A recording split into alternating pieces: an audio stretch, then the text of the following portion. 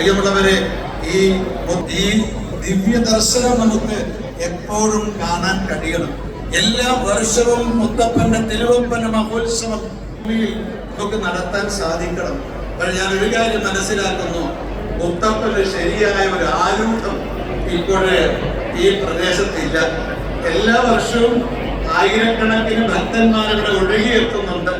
പക്ഷേ മുത്തപ്പന്റെ യഥാർത്ഥ പ്രതിഷ്ഠ നടത്തിയ ഒരു അമ്പലം നമുക്ക്, ഒരു ക്ഷേത്രം നമുക്ക്, ഒരു മഠപ്പുര നമുക്ക് ഇവിടെ ആവശ്യം.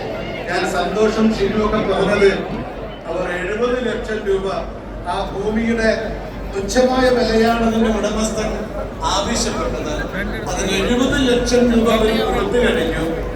30 ലക്ഷം രൂപ കൂടി ഭൂമി നമ്മുടേതാകും.